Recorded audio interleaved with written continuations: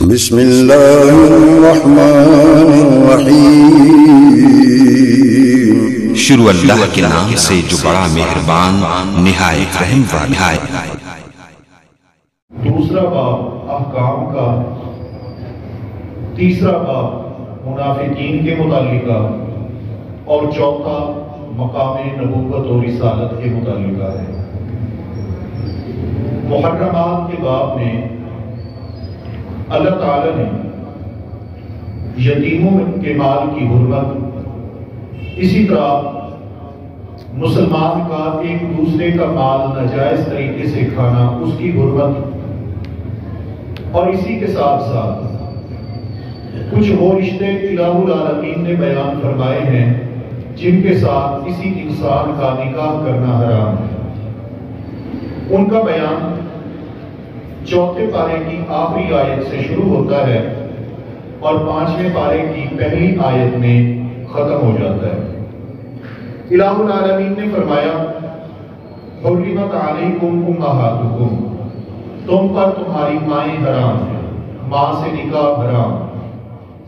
اسی طرح وبناتکم، بیٹیاں حرام، واخواتکم، بہنیں حرام، وعماتکم، پھوپھی اس سے نکاح کرنا حرام، وخالاتکم، خالائیں، خالہ سے نکاح حرام، وبنات الاخ، بھتیجی سے نکاح حرام، وبنات الاخت، بھانجی کے ساتھ نکاح حرام، وامہاتکم اللاتی ارضعنکم، اور تمہاری وہ مائیں جنہوں نے تمہیں دودھ پلایا، جن کے بطن سے تمہاری پیدائش نہیں لیکن اس نے تمہیں دودھ پلا دیا، تو وہ دودھ کی ماں ٹھہری، اور جس طرح حقیقی ماں حرام ہے اسی طرح وہ دودھ کی ماں بھی تم پر حرام ہے۔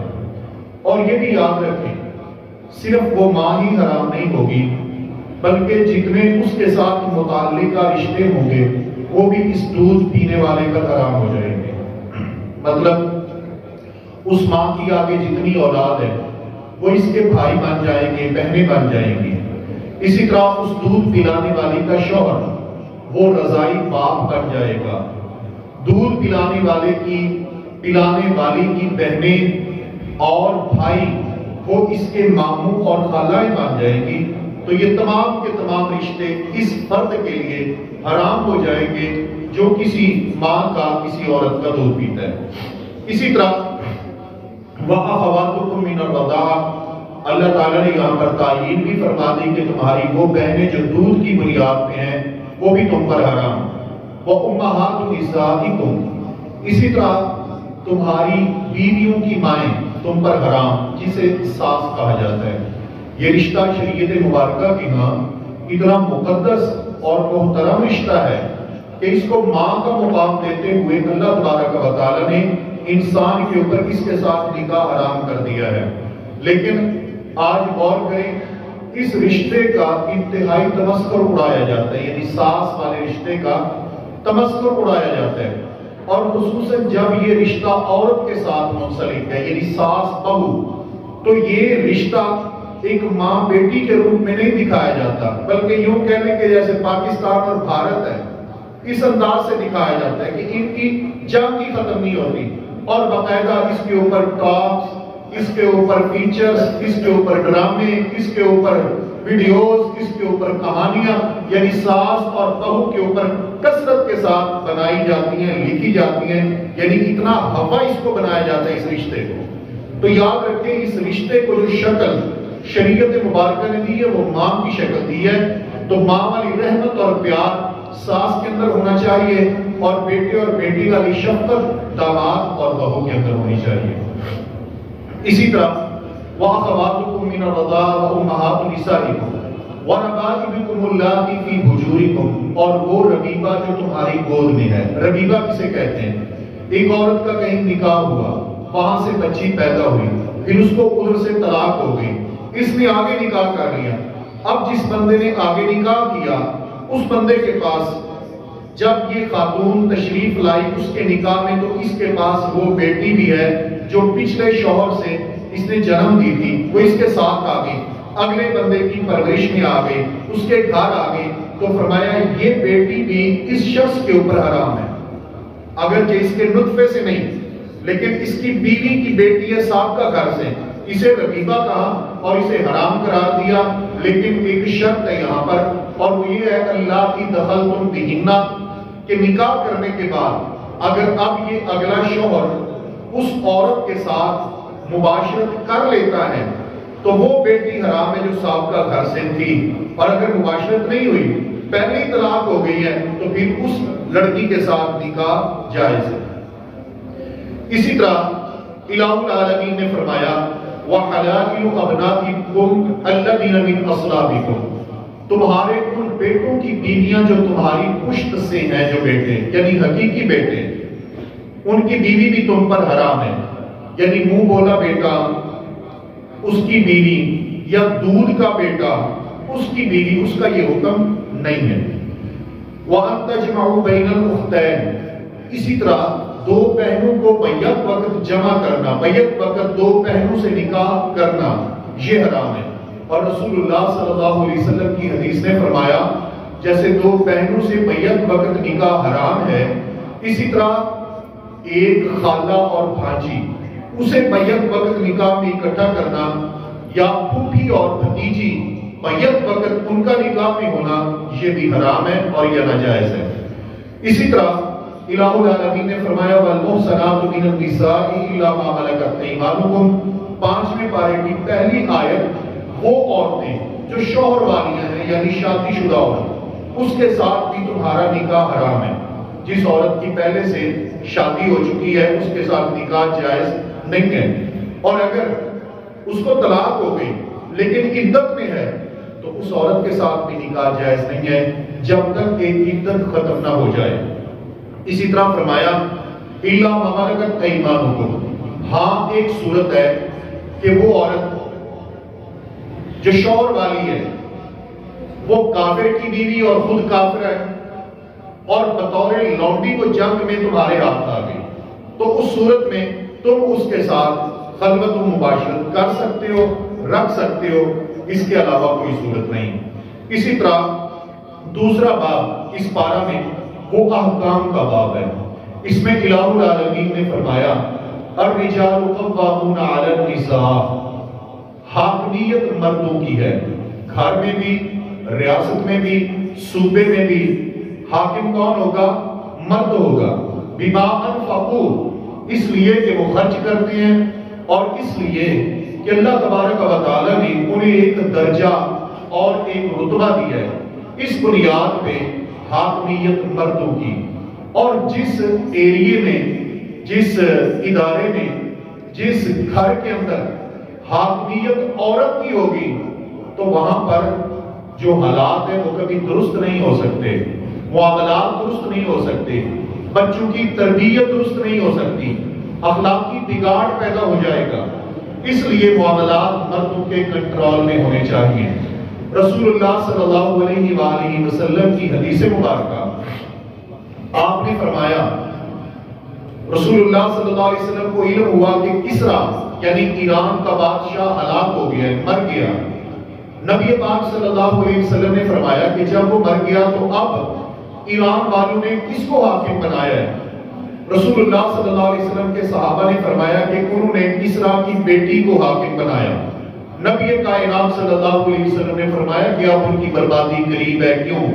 لَن يُفْلِحَ قَوْمٌ وَلَّوْ أَمْرَهُمْ امْرَأَةً، وہ قوم کبھی کامیاب نہیں ہو سکتی جنہوں نے اپنے امور کا نگران، اپنے امور کسی عورت کے ہاتھ میں دے دیے، اپنے معاملات کسی عورت کے ہاتھ میں دے دیے، وہ کبھی کامیاب نہیں ہو سکتے۔ اور ادھر ہماری قوم کی حالت یہ ہے، کہتے ہیں اب پاکستان میں بالکل خوشحالی آ جائے گی، معیشت بحال ہو جائے گی، ملک اپنے قدموں پہ کھڑا ہو جائے گا۔ کیوں؟ کیسے کھڑا ہو سکتا ہے؟ جب ایک عورت آپ کے اوپر حکمران آ چکی ہے تو فلاح ممکن کیا نہیں ہے۔ اور اس بدبخت نواز شریف نے بھی آخری باری کوئی کسرا والا کام کیا ہے، اور رسول اللہ صلی اللہ علیہ وسلم کی حدیث ہے کہ کبھی کامیاب، تو پھر اس کی آگے چوائس بھی عورتوں جیسی، دماغ بھی عورتوں جیسا، کام بھی عورتوں جیسا۔ مرد حاکم ہو تو وہ سوچے گا وہ پلاننگ کرے گا کہ میں اپنی عوام کو ریلیف کیسے دوں، میں مہنگائی کیسے کم کروں، میں پیٹرول کیسے نیچے لے کے آؤں۔ اور جب عورت کو آپ نے حاکم بنا لیا، وہ سوچتی ہے کہ میں نے وائی فائی کیسے لگوا کے دینی ہے، اس کا انتظام ہو رہا ہے۔ واہ تیری عقل۔ حضرات گرامی، نبی پاک صلی اللہ علیہ وآلہ وسلم کہ اس فرمان کی روشنی میں ہم اللہ سے دعائی کر سکتے ہیں کہ خالق کی کائنات جلد از جلد ہماری جان چھوڑا۔ آمین۔ احکام کے باب میں دوسرا باب نماز کا ہے، جس میں اللہ خالق کی کائنات نے نماز، غسل، تیمم کے مسائل بیان کیے، اور اسی طرح نماز کے لیے اگر تم غسل نہیں کر سکتے بیماری کی وجہ سے، یا پانی استعمال نہیں کر سکتے، تو تیمم کی اجازت اللہ مالک کائنات کے قرآن کریم نے عطا فرمائی ہے۔ اسی طرح عہدے اور مناسب کے حوالے سے یہ حکم دیا گیا، ان اللہ یأمرکم ان تؤدوا الامانات الی اہلھا، بے شک تمہارا رب تمہیں حکم دیتا ہے کہ امانتیں ان کے اہل کے سپرد کرو۔ کسی ذمہ داری پر اگر کوئی نااہل ہوگا تو وہ ادارہ اور وہ ذمہ داری اور وہ شعبہ برباد ہو جائے گا۔ اس لیے حکام بالا کی اور جہاں پر آپ کا جہاں تک بس چلتا ہے، یہ آپ کوشش کریں کہ ذمہ داری اہل اور ذی شعور بندے کے سپرد ہو۔ اسی طرح الہ العالمین نے نماز قصر کی اجازت دی۔ ایک شخص سفر پہ ہے تو وہ نماز قصر کر سکتا ہے، ظہر کی 4 کی بجائے 2 پڑھ سکتا ہے، عصر کی 4 کی بجائے 2 پڑھ سکتا ہے، عشاء کی 4 کی بجائے 2 پڑھ سکتا ہے، فجر کی 2 کی بجائے 2 ہی پڑھے گا، وہ 2 ہی رہیں گی۔ اسی طرح مغرب بھی 3 رہے گی۔ اسی طرح مال کے متعلق کا حکم یتیموں کے اور مسلمانوں کے باہم جو میں پہلے عرض کر چکا۔ تیسرا باب اس میں منافقین کے متعلقہ ہے۔ اللہ تبارک و تعالیٰ نے ایک تو ان کی یہ پالیسی بیان کی کہ یہ رسول اللہ صلی اللہ علیہ وسلم کی جان بوجھ کے توہین کرتے ہیں۔ صحابہ کرام میرے پیغمبر کے پاس آتے، انہیں وقت درکار ہوتا، آپ سے کوئی بات کرنی ہوتی تو صحابہ کرام فرماتے اللہ کے پیغمبر رائے گا، ہمارا خیال رکھنا، ہمیں کوئی وقت دینا۔ لیکن منافقین میرے پیغمبر کے پاس آتے تو اس لفظ کو کھینچ کے کہتے راعینا، جس کا معنی ہوتا نعوذ باللہ ہے ہمارے چرواہے۔ اللہ تبارک و تعالیٰ نے فرمایا کہ اے میرے پیغمبر کے صحابہ، جس لفظ سے میرے نبی کی گستاخی کی ہوا آتی ہے یا کسی کو موقع ملتے تم وہ لفظ استعمال نہ کرو، اور آج کے بعد اگر میرے پیغمبر سے کلام کرنی ہو تو کہا کرو انظرنا۔ دونوں لفظوں کا معنی ایک ہے، لیکن اس لفظ سے کسی کو میرے پیغمبر کی اہانت کا موقع نہیں ملے گا۔ اسی طرح منافقین کا یہ بھی ایک طریقہ کار ہوتا تھا کہ جب ان کا باہم کوئی جھگڑا ہو جاتا تو یریدون ان یتحاکموا الی الطاغوت، وہ رسول اللہ کی بجائے طاغوت کی طرف فیصلہ لے کے جانے کی کوشش کرتے، یعنی جہاں سے فیصلہ شریعت کے مطابق انہیں نظر آتا ادھر نہ آتے، جہاں سے انہیں ریلیف نظر آتا وہاں پر جاتے، اور اگر ان کا کوئی اپنا حق انہیں نکلتا ہوا نظر آتا رسول اللہ صلی اللہ علیہ وسلم کے پاس، پھر یا تو الیہ مذعنین، پھر دوڑے دوڑے آتے۔ لیکن اگر یہ سمجھتے کہ حق ہمارے ملے گا نہیں بلکہ فیصلہ ہمارے خلاف آئے گا، تو تب وہ رسول اللہ صلی اللہ علیہ وآلہ وسلم سے فیصلہ کروانے میں گریز کیا کرتے تھے۔ اور چوتھا باب مقام نبوت ہے جو الہ العالمین نے اس بارے میں بیان کیا۔ اس میں خالق کی کائنات نے فرمایا کہ لوگوں قرآن پہ غور کرو، یہ قرآن اس کا باز کی تعین کرتا ہے، ایک دوسرے سے متفق ہے۔ وَلَوْ كَانَ مِنْ عِنْدِ غَيْرِ اللَّهِ، اگر یہ قرآن اللہ کے علاوہ کسی اور کی طرف سے ہوتا تو اس میں اختلاف ہوتا، لیکن قرآن کے احکام میں، قرآن کے بیان میں، قرآن کی آیات میں اختلاف نہیں ہے بلکہ تائید ہے۔ تو اس سے یہ معلوم ہوتا ہے کہ اسے اتارنے والی ذات رب العالمین کی ہے، کیونکہ ہم ہے نا صبح ایک بات کرتے ہیں، شام کو اس کے الٹ کر رہے ہوتے ہیں، اگلے دن اس کے خلاف۔ لیکن اللہ مالک کائنات کا کلام 23 سال میں میرے پیغمبر کے اوپر اترا، کوئی ایک لفظ دوسرے لفظ کے خلاف نہیں ہے، جو اس بات کی دلیل ہے کہ یہ خالق کی کائنات کا کلام ہے۔ محترم ساتھیو، اسی طرح الہ العالمین نے مقام نبوت کے متعلق فرمایا کہ اللہ کی اطاعت کرو، اس کے رسول کی اطاعت کرو، وَأُولِي الْأَمْرِ مِنْكُمْ، اور جو تم میں سے امر والے ہیں ان کی اطاعت کرو۔ امر والے کون ہیں؟ امر والے علماء بھی ہیں، امر والا امام بھی ہے، امر والا حکمران بھی ہے، اسی طرح ماں باپ بھی ہیں۔ ان تمام کی اطاعت کا بھی حکم ہے، اللہ اس کے رسول کی اطاعت کا بھی حکم ہے۔ لیکن فَإِن تَنَازَعْتُمْ فِي شَيْءٍ، اگر کسی معاملے میں تمہارا تنازع جھگڑا ہو گیا ہے، فَرُدُّوهُ إِلَى اللَّهِ، تو اسے تم نے لوٹانا ہے اللہ کی طرف اور اس کے رسول کی طرف۔ تو اس کا مطلب نہ اللہ سے تنازع ہو سکتا ہے نہ رسول سے ہو سکتا ہے، اور شریعت کے اندر امام کے ساتھ، حکمران کے ساتھ، والدین کے ساتھ اختلاف ہو سکتا ہے، اور جب اختلاف ہو جائے تو اس کا طریقہ یہ ہے کہ تم اپنا وہ اختلاف شریعت کے پاس لے کے جاؤ گے، اور اس کی روشنی میں جس کی تائید شریعت کرے گی اس کے ساتھ کھڑے ہو جاؤ گے۔ رسول اللہ صلی اللہ علیہ وسلم نے ایک امیر بنایا، ایک دستے پر روانہ کر دیا۔ امیر سب چیک کرنے لگے کہ میں دیکھوں تو صحیح کہ میری رعایا میری بات مانتی بھی ہے کہ نہیں۔ انہوں نے کہا بھائی سارے میرے ماتحت لوگوں لکڑیاں اکٹھی کرو، اکٹھی کر دی۔ انہوں نے کہا آگ لگاؤ، آگ لگا دی۔ انہوں نے کہا چھلانگیں لگاؤ۔ اب کچھ تیار ہو گئے کہ امیر صاحب کا آرڈر ہے، کچھ کہنے لگے کہ پہلے دونوں آرڈر امیر محترم کے شریعت کے تابع تھے، ہم نے مان لیے، لیکن اب کہتے ہیں کہ آگ میں چھلانگیں لگاؤ۔ اس آگ سے بچنے کے لیے تو ہم نے مصطفیٰ کی غلامی اختیار کی ہے، اس میں چھلانگیں لگائے نہیں لگائی۔ جب اختلاف پیدا ہو گیا تو سارے کے سارے رک گئے۔ بعد میں آ کر رسول اللہ صلی اللہ علیہ وسلم کو یہ پورا ماجرا سنایا۔ آپ نے فرمایا اگر تم اس آگ میں چھلانگیں لگا دیتے تو قیامت تک اسی آگ میں رہتے، اس سے کبھی نکلتے نہ۔ تو محترم ساتھیوں، اس سے معلوم ہوا کہ شریعت کے خلاف جب امر آ جائے تو وہ ریجیکٹ ہوگا، وہ قابل عمل نہیں ہوگا۔ اگرچہ وہ آرڈر دینے والی شخصیت کتنی ہی بڑی کیوں نہ ہو، ہر شخصیت کی اطاعت مشروط ہے، اللہ اور اس کے رسول کی اطاعت غیر مشروط ہے۔ اسی طرح الہ العالمین نے میرے پیارے پیغمبر صلی اللہ علیہ وسلم کو بطور فیصل جج اور قاضی ماننے کے حوالے سے فرمایا فَلَا وَرَبِّكَ لَا يُؤْمِنُونَ، تیرے رب کی قسم یہ بندے اس وقت تک مومن نہیں ہو سکتے جب تک کہ اپنے تنازعات، اپنے جھگڑے قبول محمد مصطفیٰ کے پاس نہ لے کے آئیں۔ آپ کے پاس لے کے آئیں، آپ سے فیصلہ کروائیں، پھر آپ جب فیصلہ کریں تو اس فیصلے کو قبول بھی کریں، اور اس فیصلے کے متعلقہ ان کے دل میں کوئی ملال اور رنج بھی نہیں ہونا چاہیے۔ اگر ایسا ایمان ہوگا تو پھر یہ مومن ہے۔ اور اگر وہی بات ہے کہ اگر حق میں آیا تو پھر رسول اللہ کی حدیث، اور اگر مخالفت میں ہے تو پھر کہیں اور ترمیم اور تجویز کے لیے انسان نکل پڑے تو یہ منافقین کا شیوہ ہے، یہ مومن کا شیوہ نہیں ہے۔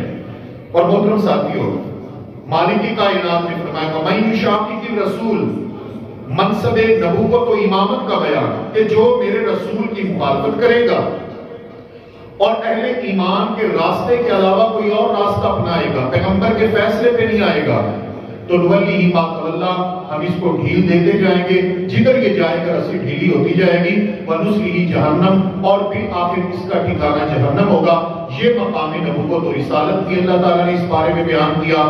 اور آخر میں اللہ مالک کائنات کا وہ فرمان جس میں وہ لوگ جو میرے پیغمبر صلی اللہ علیہ وسلم کے فرامین پر اپنے سروں کو جھکا لیتے ہیں ان کی عظمت بیان ہوئی۔ فرمایا وَمَن يُطِعِ اللَّهَ وَالرَّسُولَ فَأُولَٰئِكَ مَعَ الَّذِينَ أَنْعَمَ اللَّهُ عَلَيْهِم مِّنَ النَّبِيِّينَ وَالصِّدِّيقِينَ، وہ لوگ جو اللہ اور اس کے رسول کی اطاعت کرے گا وہ ان لوگوں کے ساتھ ہوگا جن پر رب ذوالجلال کا انعام ہوا، یعنی انبیاء کے ساتھ ہوگا، صدیقین کے ساتھ ہوگا، شہداء کے ساتھ ہوگا، صالحین کے ساتھ ہوگا، وَحَسُنَ أُولَٰئِكَ رَفِیقًا، اور یہ بہت عمدہ اور بہت عظیم ساتھ ہے۔